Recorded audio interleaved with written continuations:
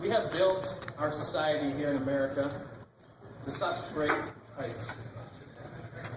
Liberty, prosperity, affluence unmatched in human history. We stand atop a tower, a lighthouse, a grand monument to human freedom. But peering down from such great heights, we have lost sight of the foundation. In the words of the prophet Isaiah, all we like sheep have gone astray. Everyone has turned to his own way. Now, we feel this tower, our great edifice, this monument to freedom, listing dangerously to one side, to the left. We fear it will topple over. Gravity is our relentless, merciless foe. Some of us, many of us here perhaps, correctly suspect that the problem might be at the base. But few hazard the trip down to inspect for damage. Those who do, those who make the trip down, look at the foundations and come back up, they find themselves disoriented from the thin air and their exertions, and they're easily cast aside by those who will not hear. For most are willfully ignorant. They say to themselves and to one another, tower sway, pendulum swing. Problems can correct itself. But the truth is too difficult and too painful for them to face. Others, more sinister, lie to any who will listen, contending that foundations do not matter, or that the foundation doesn't exist at all. And still others worship the foundation and the structure itself. They say it's perfect. They say it cannot fail. To suggest otherwise to these folks is sacrilege. And so the frenzy at the top continues. We cry in anger. We shake our fists at one another and the heavens. But it is only a matter of time until gravity wins. Until the edifice comes crashing down. Until the last beacon of human freedom on earth is laid low, snuffed out, and the entire world plunges into a long and bitter darkness. And then there will be no place to hide. So, all we like sheep have gone astray. Everyone has turned his own way. Now, America has been exceptional because America has been about freedom. Freedom of speech, religion, and enterprise. Our Constitution, the flower and culmination of the Western Judeo-Christian legal and political tradition, is a remarkable framework. No doubt about it. It is designed to safeguard human liberty and the rule of law by pitting the vices inherent in a fallen humanity against one another. And it's done that pretty well for quite a while. It is designed so that each of us might use the unique talents endowed on us by our Creator to build our families, build our lives, and pursue our dreams. And in our constitutional republic, the exercise of human liberty by a moral and faithful people has given rise to the most prosperous, most benevolent society the world has ever known. That's a lot to be proud of. It's a lot to give thanks for. But now, our Constitution, our institutions, federalism, indeed the rule of law itself, our political foundations, they are not just deteriorating or sinking. No. These institutions that once inspired awe from all corners of the globe, they have been twisted into sick parodies of their former selves. They have been taken up as the chalice and the prayer book and the host of those who worship at the altar of the state, those who reject the moral imperative of human freedom. And so, while it is present in form, you can go down to Washington, D.C., and you can see it. The Constitution, it is really no more. The rule of law, it's gone. It's been gone for a while, probably since the New Deal, or sometime thereafter. So it's as if the foundation has already sunk, the tower has already fallen, and the beacon has already gone out. What are we to do? All we like sheep have gone astray. Now the evidence abounds. Let's look at our president. He acts unilaterally, ignoring the law and the Constitution. He chooses to implement certain parts of this law and other parts of that law against certain people and other people. For example, in Obamacare, he delays implementation of the employer mandate, but he's not going to delay implementation of the individual mandate, and there's no authority in the statute at all for any of that. So who made him king? And then he goes into grants de facto amnesty to illegal aliens. One can make a very long list, and you're all familiar with these things, so I need not go on at length. But meanwhile, Congress and our state legislatures are up to their own mischief. They regularly cede lawmaking authority that is supposed to be vested by state and federal constitutions in the Congress or in the state legislature, respectively, to the executive branch. And that blurs the separation of powers, that strong bulwark that protects us from tyranny. So in Minnesota, here's an example from Minnesota. This shocked me when I was in the state legislature, but I was also shocked that not many other people found it shocking. So agencies under the governor here in Minnesota regularly lobby the legislature to pass what they call agency bills. What's an agency bill? Well, they are often hundreds of pages long, and they change the law because they're bills. And they, not surprisingly, change the law to increase the power of the bureaucracy. Why is the bureaucracy, the executive branch, lobbying the legislature to make changes to the law when the bureaucracy is supposed to be executing the laws that the legislature passes? This is a big problem. This is a separation of powers problem. This is a constitutional crisis kind of thing. Worse still, most senators and representatives don't even read these bills. They're too long. They just sail through committees in the middle of the night sometimes, sail off the House floor and the Senate floor, governor signs them, nobody notices, and large changes to how the bureaucracy functions are made. The people have no recourse. They don't even know about it, and their representatives and senators aren't doing anything about it or even reading the bills. But the problem is even worse in Washington, not surprisingly. Just look at Obamacare. It cedes so much authority to the federal executive branch from the legislature that to date it has taken, they have issued over 20,000 pages of regulations to implement this law. 20,000 pages of regulations to implement a 1,000-plus page law in the first instance. That's a lot of law, a lot of rules. Very confusing. No one knows what to do. And these regulations and rules, they're often contradictory and confusing. And then you get selective enforcement. The president might enforce part of it, not other parts. Also, the rules, under very recent Supreme Court decisions, they have the force of federal law. So the rules that the Obama administration puts out under Obamacare, these 20,000 pages of regulations, they supersede any contradictory state statute or any provision of any state constitution that contradicts them as well. That is startling. So much for the separation of powers, so much for federalism. And then we have the third branch of government, the judiciary, which is likewise a twisted parody of its original design. Having given itself the power to declare from on high what the Constitution means in every single instance and with regard to any law, the court has gone about interpreting the Constitution without regard to what it actually says. Since the New Deal, the Supreme Court has steadily eviscerated the law of contracts, or the sanctity of contracts. It has created new fundamental rights without any textual basis, finding penumbras of privacy from these rights over here, and reading between the lines and magically inventing rights, and at the same time, it ignores rights that are clearly and plainly written right in the text of the Constitution and the Bill of Rights.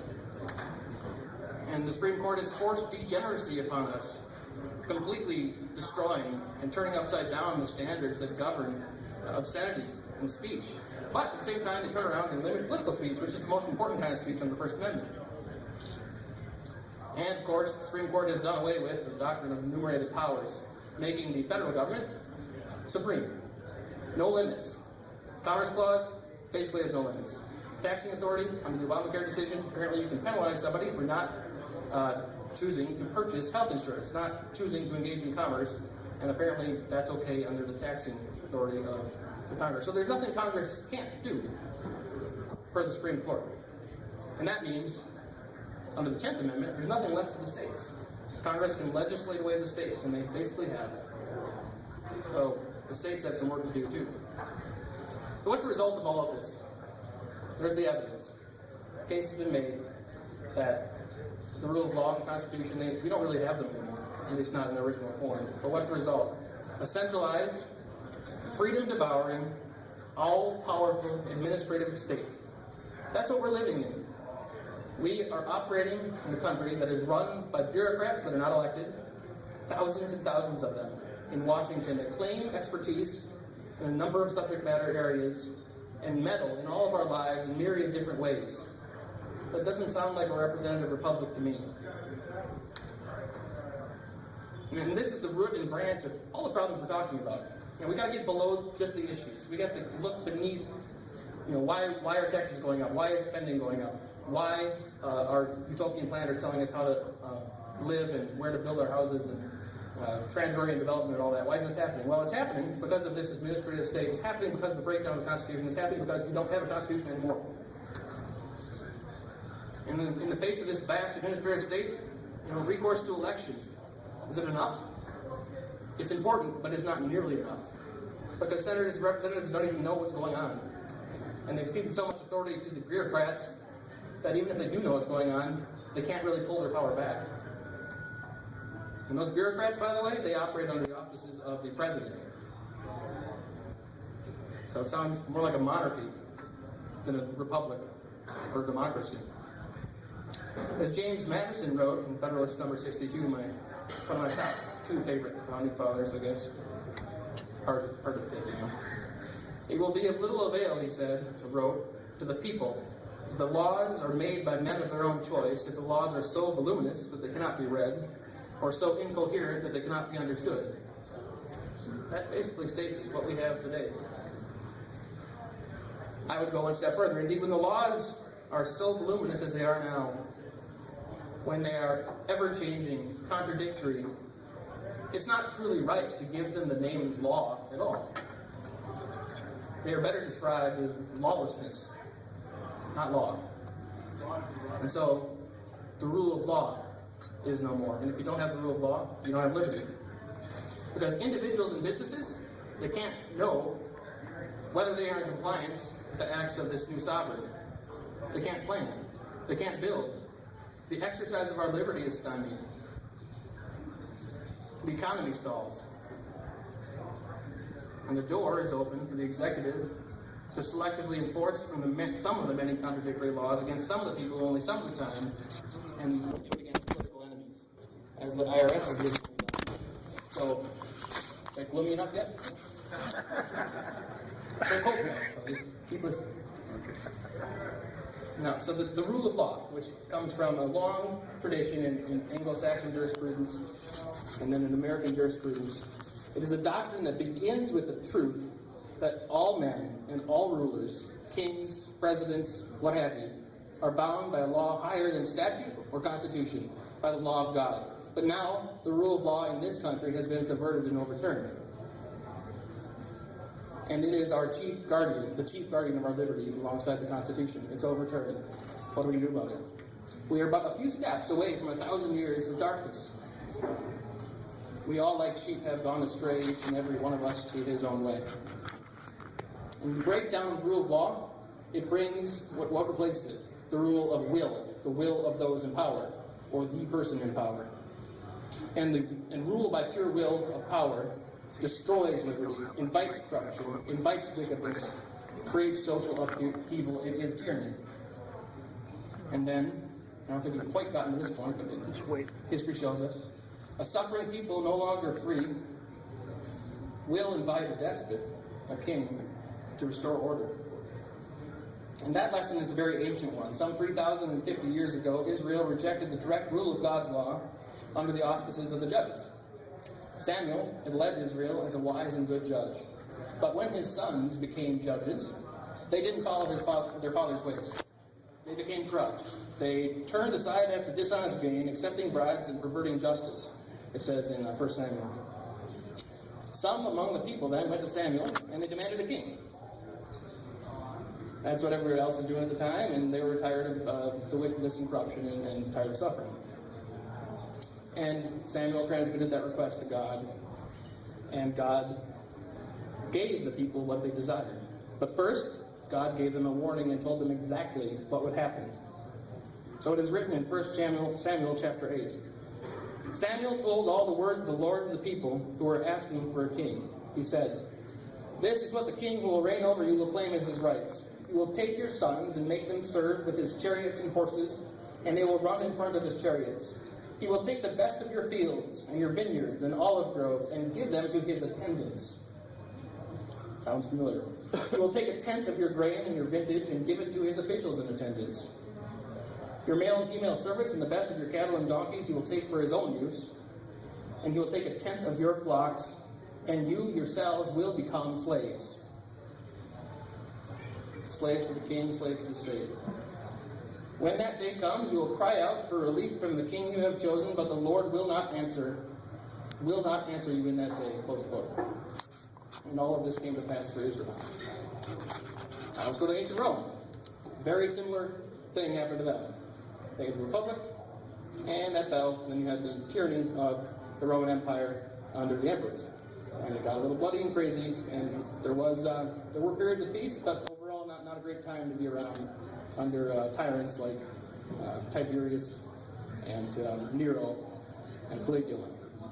So the Roman Republic fell because the conventions and customs that caused the people to respect the law and respect the Republic's institutions, they broke down in the face of powerful, glory-seeking men who were fighting against each other and were unrestrained by moral sentiment. So first, Julius Caesar versus Pompey the Great. Julius Caesar wins. And then Mark Antony fighting Octavian Caesar. By the time Octavian Caesar eliminated Mark Antony, the vast majority of the courageous and independent men of the Republic, the ones that were capable of governing themselves, they were dead. They died in the battles fighting on the side of the Republic. The remaining people were just exhausted. They were tired of living in civil strife. They were tired of civil war. And so then Octavian, who became Caesar Augustus, all he had to do was put on the slightest pretext that he was going to restore the Republic. No pretext. And the people veritably demanded that he assume absolute power. The Senate and people handed him absolute power willingly. Because the independent thinkers were gone, and everyone else was too tired to care. The Roman Republic was dead, and it died, by the way, a long time before Julius Caesar crossed the Rubicon and marched on Rome. The result, over 400 years of tyranny in the Western Roman Empire. We all, like sheep, have gone astray. This keeps happening over and over. What's different about America? Can we stop it? The lesson from history seems to be that order and law and liberty are destroyed, and constitutions are subverted when those in power no longer feel bound by convention or custom to follow the law. Right? Now let's look at China, modern-day China. Spent some time over there. It's an interesting place. Lots of problems, as you all know. Article 35 of the Constitution of the People's Republic of China declares that all Chinese citizens shall enjoy freedom of speech, the press, of assembly, of association, of procession, and of demonstration. And then in the next article, they're guaranteed freedom of religious belief. Isn't that interesting? I've met some Chinese Christians in house churches, and I don't believe that they would say that those freedoms are actually guaranteed. In fact, emptier words have rarely been written. The true Constitution of China, what is it? It's actually the founding document of the Communist Party of China. And it lurks in the shadows behind the people's so-called Constitution, and any time the power of the party is threatened, the guarantees in the people's Constitution are just overridden. That's what happens. That's China. So, why did our American Constitution succeed for so long, whereas Chinese Constitution didn't succeed for a second? It was always a ruse, in fact. Whereas Rome fell, whereas Israel, demanding a king, came into tyranny. In America, our Constitution has only succeeded to the extent it has been governed by a people who are moral and capable of self-government. It's a familiar idea. A people that value the family as an essential building block of society, the destruction of which invites big government in to fill the void. It's an essential building block. You cannot have liberty without strong families. You cannot have liberty with marriage redefined to include homosexual marriage. You cannot.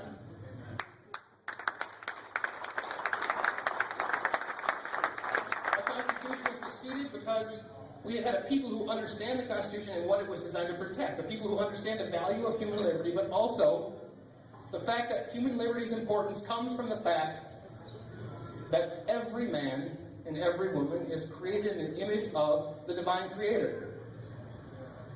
And then, when you exercise your human liberty, what are you doing? You're creating, just as, well, in a similar way, but not as completely omnipotent, of course, as God does. Individual liberty is the exercise of your right to do things in this world, to create goods, to create relationships, as a reflection of the much better and beautiful creative powers of the divine creator. And we have been a people who understand that human freedom is fleeting and frail in this fallen world, a world that lusts after power and glory and riches. So these institutions and ideas and principles, these institutions of family and faith, these values, together, you can call them a second constitution of sorts. You've got the written constitution, and you've got its underpinnings. They are a second constitution. Most societies don't have a written constitution at all, but they do have a constitution. Look at Great Britain. Their constitution is unwritten. The Roman Republic's constitution was unwritten, but there were institutions and norms and ideas and values and principles that together form the Constitution. So in America, the founders had a brilliant idea. They said, we'll write some of this down to make sure it sticks. And then we will have the second Constitution, the unwritten one, that we're inheriting from a long tradition, Judeo-Christian tradition, by the way, and Western tradition. And that will allow our written Constitution to function. And liberty will flourish, and we will have prosperity. And they were right. And this idea of a second constitution, it's a concept borrowing from the famous conservative political philosopher Russell Kirk, who near the end of his life wrote a little bit on jurisprudence and came up with this concept. Our second president, John Adams, explained it this way. We have no government armed with power capable of contending with human passions unbridled by morality and religion. Avarice, ambition, revenge, or gallantry would break the strongest cords of our Constitution as a whale goes through a net. Our Constitution is designed only for a moral and religious people. It is wholly inadequate for any other. But we all, like sheep, have gone astray. America has fallen, our Constitution, our institutions have fallen, because this second unwritten Constitution has been all but destroyed. But not completely. The radical left has succeeded in convincing too many that God is dead, but He is not. They have tried to redefine marriage and undermine the family, but marriage is defined by a higher power than man, and the family, though under assault, persists. It is natural. So our unwritten Constitution, the one that animated, and our written Constitution that enabled the rule of law and liberty, isn't completely gone. So, while the beacon of human liberty has come crashing down, and the light grows dim, yet still there is hope. Because man is not the light of the world. Because the Jewish carpenter died and rose again. We all, like sheep, have gone astray. We have turned everyone to his own way. And the Lord has laid upon him the iniquity of us all. Says Isaiah. Our constitutional republic is dead. We killed the planet black. But despite what we have done or left undone, it may yet be resurrected. With God, all things are possible. So, stand up, take heart, have faith, and be of good courage. As Winston Churchill said, Winston Churchill's fantastic. Might have been an influence in my naming, my wife and I naming our son Winston. And my wife Jenny is sitting right over there with Annabelle, our daughter. And as Winston Churchill said, when you're going through hell, keep going. Good advice, smart guy. So, with faith that even death is no longer final, we have two tasks before us, dealing one with our written Constitution and two with our unwritten Constitution. So let's talk about the first one for a second. First, we have to fix the structural damage to the written Constitution. And there is a means to do this written right into the Constitution itself. It's never been used. Mark Levin has recently written a book on it. I haven't read it yet. And this speech was written before his book was published, but I think he's onto something.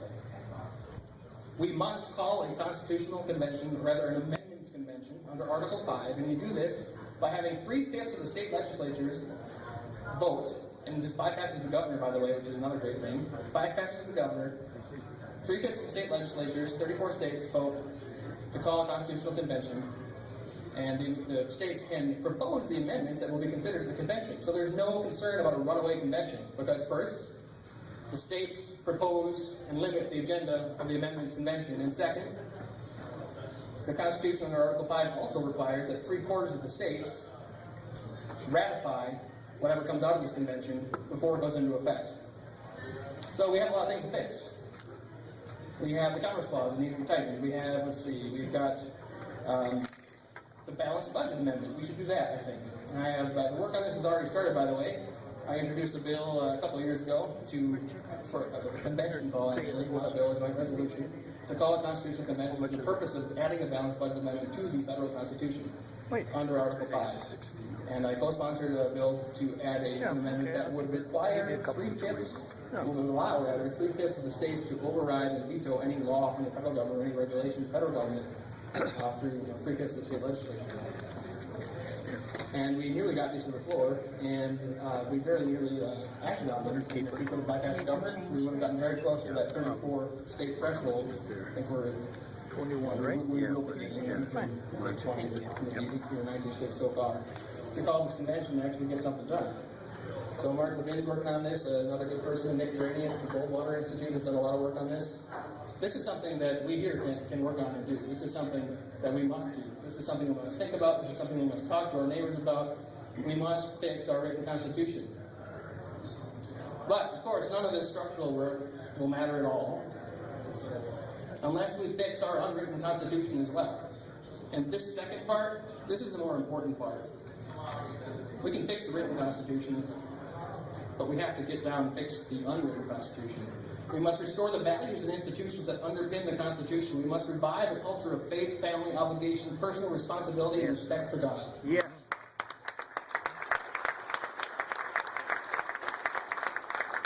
That means we must pray, we must repent, we must turn back to God's way and God's law. And we must reject the false freedoms that are pushed on us by the radical left, turn back from the path of statism, and return to the one true path of freedom, the freedom of personal responsibility. Because freedom without responsibility becomes slavery to whoever or whatever takes on your responsibilities for you.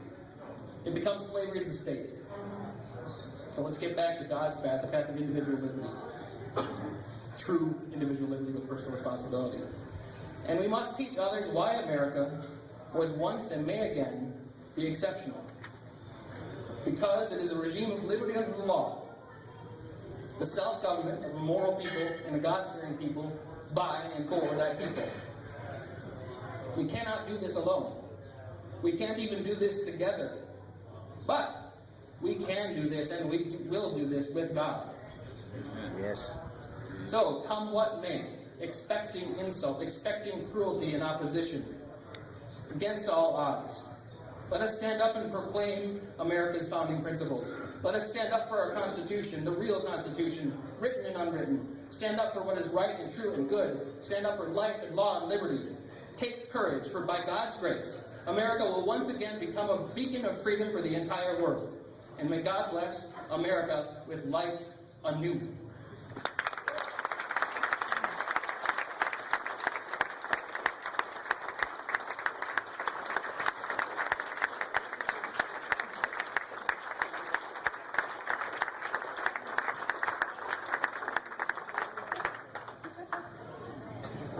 With a coordinator like that, how many people are you going to bring back to the next meeting? 4? A lot. I hope this becomes so big. We do to this place what we did to the Blue Fox. Force them to expand. Okay? Where's Jake? Is Jake around? Are there questions that you want to ask, Doug? I have one. Yes. Hey, Doug. I love your speech, and I like the idea of the rewriting the written constitution, but the left would love to rewrite the written constitution. Yeah. They would love to, they think of it as a living, breathing document. What do you think about that? Yes, that's right. They would love to. So, a couple thoughts. First, so what you're getting at is the runaway constitution. The delegates elected to this sent to this constitutional convention would do crazy things and make things even more liberal and crazy. Well, first, I would say that we've pretty much lost everything, just about. And so we need to do things that may be risky. We can't sit around and be comfortable. So this is the way to do it, and this is per the founding principles in the document itself. Secondly, there's no need to fear a runaway convention or liberals doing crazy things because of the 3/4 requirement. 3/4 of the state legislature has to ratify anything that comes out of the convention in order for it to become effective. And third, the agenda of the constitutional amendments convention. It's not a constitutional convention. It only considers amendments, certain amendments proposed by the states. So the states can limit the amendments that are put to the consideration of the convention. And fourth, the selection of delegates, the method of selecting delegates is left up to the states. It seems it's not entirely clear, but you could do it so that you, what you really need are people that, if you're proposing amendments ahead of time, you just need good lawyers and draftsmen who can put it together then and consider it in the Constitution Convention. You don't need much more than that. So the debate should happen prior to the convention taking place. And so whether election or selection would be the better way to go. That could be another way to protect against runaway convention. There are lots of ways to do it. The main one being the 3/4 ratification requirement. Way in the back. Yeah, Doug, I agree, absolutely. We got to do the constitutional convention, get the amendments, the 3/4. You're right, we got to go for that. And if you're going through hell, keep going. I live by that myself. And with that said, are you going to run again? You got to get your seat back. Am I going to run again? Under consideration, but I don't know. Let me answer the question for him. Can we build a Tea Party big enough so Egan deserves to get him back? Yeah. In this district? Yeah, I think we can. It's up to you guys. You realize that this is your Tea Party.